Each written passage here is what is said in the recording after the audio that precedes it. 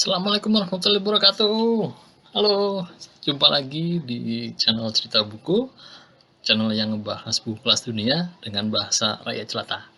Kali ini kita akan ngebedah atau ngebahas buku marketing tapi teman-teman tolong jangan bayangin buku ini adalah sesuatu yang berat, karena ini buku yang sangat enak banget, ringan banget dan sangat aplikatif, ngebantu kehidupan kita, terutama bagi teman-teman yang punya usaha atau mungkin jadi online seller atau pengen jadi marketing manager suatu hari nanti.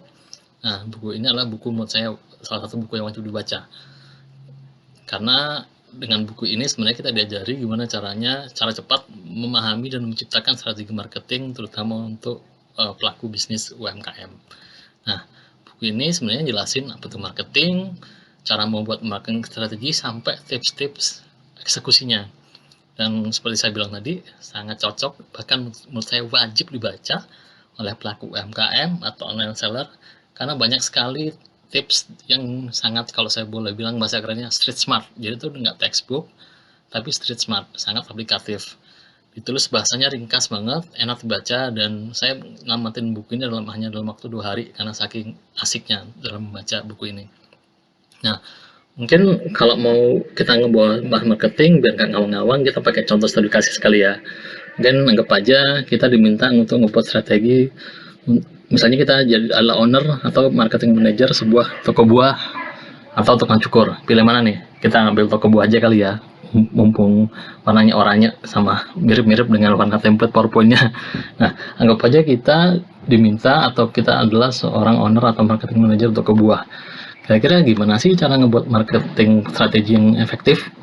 Sebelum baca buku ini, mungkin apa yang dalam bayangan pikiran saya, cara paling efektif untuk ngebuat marketing strategi buat toko buah saya adalah, yang pertama, saya akan iklan gede-gedean, entah itu billboard, koran, radio, kalau perlu TV sekalipun, intinya semua orang harus tahu toko buah saya. Terus yang kedua, gimana caranya bikin tren viral, misalnya kita bikin TikTok challenge di toko buah kita, siapa yang ngelakuin challenge itu nanti dapat hadiah. Atau sama yang ketiga, yang standar, pokoknya ngasih diskon, nah, banyak promosinya, kalau perlu paling murah, pokoknya yang penting orang itu datang lagi dan belajar semakin sering. Nah, apakah seperti itu? Ternyata Alan Deep memberikan perspektif yang menurut saya sedikit berbeda, karena dia mengajak kita untuk berpikir lebih besar. Dia mencoba mengajak kita untuk berpikir lebih jauh, dan sebenarnya karena taktik-taktiknya yang saya sebutkan di slide sebelumnya, ini adalah taktik-taktik untuk marketing tipe hunter, tipe pemburu. Pokoknya orang itu gimana caranya jualan, barang laku, betul selesai. Nah, Alan Deep menawarkan perspektif yang berbeda, di mana marketer itu sebagai seorang farmer, sebagai seorang peternak. Jadi dia nggak cuma sekedar jualan habis itu selesai, tapi gimana caranya dia tuh jualan, merawat konsumen semakin besar, semakin gemuk, dan nanti diharapkan menghasilkan konsumen baru. Nah, seperti apa sih fasenya? Ini kelihatannya agak membingungkan, ada terlalu banyak icon, terlalu banyak kotak, tapi sebenarnya cara bacanya simple. Sebenarnya untuk membuat marketing strategi sederhana, sebenarnya yang harus kita lakukan hanya membagi menjadi 3 fase, yaitu fase sebelum, dalam artian kita gimana caranya fase prospecting, terus kemudian fase during, selama lead. Kalau saya agak bingung gimana caranya nemuin paduan bahasa Indonesia yang pas. Lead, intinya gimana cara kita nemuin lead itu semacam orang-orang yang tertarik dengan produk kita. Sama fase sesudah, jadi ketika orang itu udah tertarik, udah akhirnya beli. Nah, sesudah beli itu dia harus diapain sih? Sebenarnya intinya itu. Nah, kita akan coba ngedrill down per fase ini, mungkin biar disertai contoh studi kasus. Misalnya kita adalah seorang marketing manager toko buah tadi. Oke, kita masuk fase pertama, yaitu fase sebelum. Fase ini adalah fase planning lah. Jadi PR kita adalah menentukan 3 hal, yaitu pertama, kita harus tentuin target pasar kita siapa. Terus yang kedua, gimana caranya kita nyiptain komunikasi yang menarik. Sama yang ketiga, media apa sih yang harus kita pilih sehingga bisa menjangkau target pasar kita. Karena intinya adalah kita harus merancang strategi untuk menemukan target pasar dan buat mereka tertarik. Nah, mungkin kalau ngomongin target pasar, mungkin mungkin banyak orang bilang bahwa target pasar lu siapa sih? Ya semua orang. Kalau toko buah tadi mungkin kita bisa ngomong ya semua orang, karena semua orang butuh makan, semua orang butuh vitamin, semua orang butuh buah. Nah, menurut Al-Andip, sebenarnya semua orang itu bukanlah target pasar, itu sesuatu yang abstrak dan tidak mungkin untuk dilakukan. Kenapa? Karena melakukan mass marketing itu membutuhkan sumber daya yang tidak sedikit. Sedangkan kita sebagai pelaku UMKM atau bahkan bukan UMKM pun, misalnya kita bekerja di corporate, budget kita itu terbatas dan kita nggak mungkin menyasar semua orang. Nah, gimana sih cara nentuin target pasar yang potensial? Kalau menurut Al-Andip, kita harus nemuin berdasarkan metode namanya PVP. Yang pertama, personal fulfillment, seberapa enjoy kita ngelayani mereka. Terus yang kedua, value to market, seberapa besar nilai mereka secara bisnis. Sama yang ketiga, profitability, seberapa menguntungkan sih melayani orang-orang ini. Contohnya misalnya kalau toko buah tadi, mungkin dalam bayangan kita, mungkin toko buah harus saya marketnya emak-emak, orang-orang ibu rumah tangga yang harus membelikan makanan ke keluarga mereka. Tapi misalnya kita ada segmen lain, misalnya ada segmen misalnya penggiat fitness, orang-orang yang suka olahraga, suka fitness dan sangat peduli terhadap kesehatan. Mereka juga sering membeli toko buah di toko kita. Nah, kita tinggal ngebandingin nih, lebih enak mana ngelayanin mereka, apakah karena mak-mak suka nawar, terus agak sensitif harga, dan kalau misalnya harga dinaikin dikit mereka pada kabur. Nah, misalnya kita ngerasa wah kayaknya lebih enak ngelayanin ini deh penggiat fitness, karena mereka orang yang nggak ribet, nggak rempong, nggak terlalu price sensitif. Terus kita bisa loh ngejual buah-buah impor kepada mereka yang harganya agak mahal. Oke, berarti kita tetapin bahwa target pasar yang kita sasar adalah penggiat fitness atau orang yang peduli terhadap kesehatan. Nah, langkah kedua adalah kita harus nyiptain komunikasi yang menarik dan membuat mereka sadar, ternyata toko buah menarik ya, asik nih. Nah, untuk itulah kita harus menggabungkan dua hal. Pertama, kita harus menggabungkan insight dari audiens. Terus kita harus menggabungkan dengan proposisi nilai barang yang kita jual. Nah, intinya kita harus menjawab pertanyaan, kenapa sih aku harus beli di toko buahmu? Kenapa aku harus butuh kamu? Nah, kita juga harus menggunakan bahasa yang menarik tapi juga mudah dimengerti. Contohnya kalau misalnya kita tahu insight-nya adalah healthy, misalnya seorang orang yang sangat perlu kesehatan, maka kita bisa gunakan komunikasinya bukan misalnya harga murah di toko segar yoga, agak bagi mereka kurang relevan.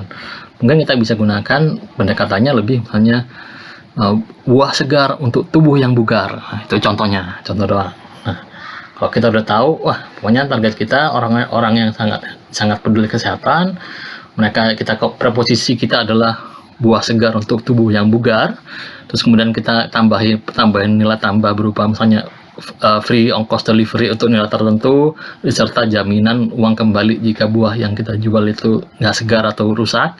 Maka kita harus bisa mengkomunikasikan, maka kita bisa masuk ke langkah ketiga, yaitu kita harus memilih media. Gimana sih ngebuat orang-orang yang orang-orang yang peduli kesehatan itu tahu terhadap penawaran kita. Nah, cara untuk medianya gimana? Cara paling simpel adalah dengan melakukan observasi ke target market kita. Mereka tuh biasanya konsumsi medianya apa sih? Apakah mereka baca koran, apakah nonton TV, apakah browsing di internet? Kalau mereka dengerin radionya radio apa? Dan kalau mereka follow influencer seperti apa? Nah, kita harus hitung, ada yang disebut namanya return of investment, untuk mengevaluasi kira-kira media mana yang kita ambil. Karena biasanya kan orang ngomong, misalnya nih contoh, kita ada dua pilihan influencer A itu harganya misalnya per posting misalnya 500.000, influencer B itu per posting 10 juta. Mungkin bagi kita nganggap ya udah pilih aja influencer A lebih murah. Nah, kalau kita nggak menggunakan ROI, return of investment, kita akan menolak opsi influencer B yang mahal. Padahal siapa tahu ternyata influencer B tadi siapa tahu influencer A meskipun per post cuma 500.000 tapi ternyata followernya cuma 100 orang atau mungkin cuma 1.000 orang. Berarti cost per kontaknya 500.000 per 1.000, berarti 500 perak per orang. Sedangkan yang influencer B yang 10 juta tadi ternyata followernya bisa misalnya 100 juta misalnya. Berarti kan cost per kontaknya sebenarnya jauh lebih murah dibandingkan influencer A. Nah, sama intinya kita harus terus bereksperimen, kira-kira apa lagi sih media yang sebenarnya digunakan oleh mereka dan kira-kira bisa kita pakai. Kalau kita udah nentuin, wah media yang harus saya pakai misalnya A, B, C, D, misalnya kalau toko buah tadi, karena mereka adalah orang yang sangat healthy conscious, mereka punya pendapatan, mereka bisa bayar membership gym, ya kita coba, oh yaudah digital misalnya. Nah sekarang kita harus masuk ke fase yang kedua, fase selama lead, yaitu gimana caranya ngebangun hubungan. Kan di fase pertama tadi kita udah nentuin PR kita adalah gimana kita harus nentuin siapa yang mau kita sasar dan gimana caranya ngebuat mereka tertarik. Nah di fase kedua itu sebenarnya gimana caranya orang tertarik tadi kita jalin hubungan dan akhirnya mau menggunakan produk atau jasa kita. Nah untuk itulah kita akan banyak membicarakan sebuah kata yang namanya lead. Nah, fase lead ini ada tiga step, yaitu gimana menciptakan lead, merawat lead, dan mengkonversi lead menjadi sales. Yang pertama, setelah kita udah nentuin target marketnya orang yang penggiat kesehatan, kita udah bikin komunikasinya, kita udah bikin iklannya digital. Nah kita harus mengikrarkan itu dan menciptakan lead. Nah, mungkin bagi orang awam, bagi saya juga anggap bahwa tujuan iklan itu adalah penjualan. Nah, menurut Alatip, tujuan iklan itu bukanlah penjualan, tapi menciptakan lead. Lead itu apa sih? Lead itu adalah orang yang tertarik dengan produk atau jasa kita. Nah, tujuan iklan sebenarnya mengkomunikasikan value dari produk atau jasa yang kita tawarkan agar semakin banyak orang tertarik. Dan penampungan lead ini jangan dibayangin, wah saya harus punya website, saya harus punya sistem CRM yang bagus, saya harus punya mekanisme back end yang keren. Enggak, penampungan lead ini bisa aja nomor telepon, nomor WhatsApp, kalau ada website bagus, email, alamat agen, alamat kantor, dan apapun. Intinya penampungan lead itu harus bisa menjawab, jika saya sebagai konsumen tertarik terhadap produk atau jasa Anda, saya harus kemana sih? Saya harus ngapain? Nah, setelah kita udah nyiptain lead, maka lead itu ibaratnya bibit yang ditanam itu, bibit agar bisa berbuah dia harus dilawat. Nah, gimana sih cara ngelawat lead itu dan menciptakan hubungan dengan orang-orang yang tertarik dengan kita? Yaitu kita menggunakan sebuah tools yang disebut CRM, Customer Relationship Management. Nah, CRM ini jangan dibayangin gitu harus berupa sistemnya canggih. Enggak, nanti sebenarnya CRM itu gimana caranya kita ngebangun hubungan dengan konsumen kita. Contohnya nih, pernah nggak teman-teman beli di sebuah warung dan penjual warungnya itu kenal semua dengan pembelinya? Nah, sebenarnya warung tadi itu sudah menerapkan CRM manajemen, cuma masih tahap konvensional dan masih personal. Nah, kalau zaman sekarang karena target kita udah banyak, kita nggak mungkin ngafalin kata sesuatu, maka biasanya sekarang udah bikin sistem di back end digital. Nah, caranya gimana membangun gedein menjaga bibit tadi itu adalah kita harus ngasih pupuk. Pupuknya apa? Pupuknya berupa value atau nilai tambah yang bisa kita berikan secara gratis terhadap calon pembeli kita. Kalau dalam kasusnya ini misalnya kalau kasus tadi yang toko buah, berarti kita bisa misalnya secara kontinu mengirimkan newsletter tentang tips-tips menjaga kesehatan, dan salah satunya kita bisa bikin konten marketing disisipin bahwa pentingnya buah untuk kesehatan kita. Nah, kalau kita udah menciptakan konten, kemudian kita ngasih konten itu gratis, maka pada akhirnya percayalah, bibit tadi lead akan berbuah. Berbuahnya apa? Penjualan. Nah, agar berbuah lebih cepat, maka kita harus di setiap konten yang kita kirim, kita harus ngasih call to action dan berikan kemudahan bagi orang yang membeli. Dalam artian, usahakan jangan membatasi channel penjualan. Semakin banyak channel penjualannya, semakin bagus. Dan salah satu saran dari Alandip adalah untuk calon pembeli pertama yang belum pernah membeli dari kita, berikan penawaran tak terlupakan disertai jaminan.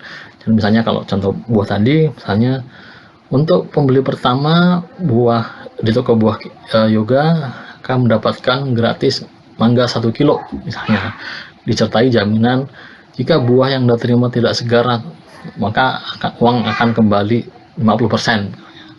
Kalau kita ngasih jaminan itu, maka orang akan ngasih semakin percaya karena kita udah ngasih banyak konten ke dia tentang cara-cara hidup sehat, terus dikasih penawaran yang sebenarnya nggak ada ruginya, karena misalnya nanti saya terima buahnya itu nggak manis atau nggak enak, maka duit saya akan kembali tuh. Nah, mungkin ini adalah pelajaran salah satu sales legendaris yang menerapkan CRM dengan metode konvensional adalah Joe Girard. Jadi Joe Girard itu adalah satu sales mobil paling sukses di dunia. Dia selama karirnya dia menjual 13.000 satu mobil, dan tahu nggak rahasianya apa? Hanya rahasianya adalah kartu ucapan dan sedikit perhatian. Jadi Girard itu menciptakan CRM dengan dia itu mendata semua orang-orang yang pernah datang ke showroom dia dan orang yang dia kenal. Terus dia secara rutin mengirimkan kartu-kartu, bisa ucapan selamat ulang tahun, terus ucapan tahun baru, atau misalnya jika ada konsumennya itu anak melahirkan, dia akan ngurangin ucapan selamat melahirkan. Intinya dia memaintain menjaga hubungan itu, sehingga ketika orang itu ingin membeli mobil, yang ada di otak mereka adalah, oh ya udah, aku harus menghubungi Joe Girard. Sebenarnya yang dilakukan Joe Girard itu adalah kita yang sebutnya relationship marketing. Gimana caranya? Itu marketing awalnya kan jatuhnya cuma transaksional. Lo punya barang, aku butuh barang itu, udah aku beli. Sifatnya beli putus, lo jual, gue beli. Nah, di atas transaksional ada konsultatif marketing. Itu adalah membeli karena keahlian, karena penjual memberikan solusi bagi masalah yang kita hadapi. Nah, tapi sebenarnya fase paling tinggi adalah relationship marketing. Itu kita membeli karena kepercayaan. Kalau udah masuk fase relationship marketing, itu biasanya udah buta dalam artian mau dikasih harga berapapun, mau dikasih nggak perlu sales pitch yang canggih-canggih, karena dia udah percaya, ya udah saya akan beli.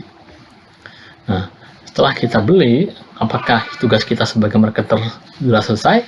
Oh, ternyata belum, karena kita masih ada fase after, yaitu sudah penjualan. Di sini ada 3 hal lagi yang kita lakukan, yaitu gimana cara memberikan pengalaman kelas dunia, gimana cara naikin customer lifetime value, sama gimana menciptain referral. Intinya itu adalah gimana ngebuat orang itu ngebeli semakin sering dan semakin banyak. Intinya itu. Kuncinya adalah gimana caranya kita harus memberikan pengalaman yang terlupakan. Dalam artian kalau LND itu memberikan saran, kita harus menciptakan komunitas di antara konsumen kita sendiri, dan usahakan ketika kita berhubungan dengan konsumen, kita harus tahu kebutuhan mereka apa sih sebenarnya, dan apa yang bisa saya bantu di luar, meskipun di luar kapasitas saya. Jadi misalnya saya tahu buah tadi, terus saya tahu misalnya ada orang itu sangat suka buah mangga misalnya, tapi saya tahu mangga ini tingkat gulanya tinggi, dan dia sebagai misalnya dia pegiat fitness, kalau dia minum terlalu gula tinggi sebenarnya nggak terlalu bagus juga misalnya. Nah, saya bisa merekomendasikan buah-buah lain yang tetap saya nikmat mangga, tapi juga punya kadar gula yang lebih rendah. Nah, itu contohnya. Sama yang ketiga, pesan dari Landip adalah gimana caranya kita harus menciptakan sistem untuk mempermudah hidup antara hidup kita dan hidup pembeli kita. Untuk nomor 8, ini lebih gimana caranya orang itu membeli lebih sering dan membeli lebih banyak. Nah, caranya gimana? Nah, kuncinya ada di data CRM, data mining tadi. Nah, kita harus mendata orang-orang yang pembeli kita, siapa namanya, mereka tinggal di mana, kalau perlu bikin membership, dan kita bisa bikin pemetaan kira-kira siapa sih konsumen kunci kita. Nah, konsumen kita kunci ini yang sebenarnya bisa di treatment, bisa di semacam dilakukan upselling, dilakukan cross selling, dilakukan package selling, untuk agar mereka bisa membeli lebih sering, lebih banyak, dan lebih mahal. Kelihatannya jahat ya, tapi memang itu kenyataannya. Nah, untuk user-user yang udah jarang beli, kita bisa mengkategorikan sebagai lost user. Nah, untuk orang seperti ini, kita juga harus jangan melupakan mereka, karena kalau kita melupakan mereka, maka kita ada potensial loss. Siapa tahu sebenarnya mereka itu suka dengan produk kita, tapi ternyata ada service kita yang kurang memuaskan, tapi dia nggak bilang. Nah, itu bisa menjadi bahan evaluasi bagi kita untuk tahu sebenarnya apa sih yang harus kita improve, gimana caranya agar usaha kita lebih baik, gimana caranya agar konsumen itu lebih happy. Nah, yang terakhir, ultimate goalnya kalau menurut Alan Deep adalah sebuah sistem atau marketing yang baik itu harus bisa menciptakan referral. Kenapa? Karena zaman sekarang kalau kita hanya bermodalkan iklan, bermodalkan media massa, iklan digital ads, itu kemungkinan success rate-nya sekitar 3%. Dan orang-orang akan jauh lebih percaya teman mereka daripada omongan iklan. Nah, Alan Deep menyarankan usaha kita harus bisa menciptakan sistem di mana seorang user, seorang pengguna bisa merekomendasikan ke user lain sehingga kita bisa mendapatkan promosi gratis dari pelanggan kita. Nah, kalau saya simpulkan, sebenarnya stepnya itu seperti ini. Teman-teman bisa lihat dari cold prospect, orang yang belum pernah beli, kita capture leads-nya, gimana caranya dia tertarik, terus begitu dia tertarik, kita jaga dia dengan misalnya kita kasih value, kita kasih konten, terus gimana caranya dia sampai beli. Kalau dia udah beli, gimana caranya mengentertain mereka, memberikan experience, terus gimana caranya mereka beli lebih banyak, dan gimana caranya mereka mempromosikan produk kita ke teman-teman atau komunitasnya. Sekian sedikit cerita, panjang juga hanya 20 menit tentang one page marketing plan dari Alan Deep. Sekali lagi saya rekomendasikan teman-teman untuk membaca langsung, karena ada banyak sekali tips dan trik yang nggak bisa saya cover dalam penjelasan singkat ini. Oke, sekian, sampai jumpa di lain waktu. Semoga Tuhan menikahkanmu dengan ilmu.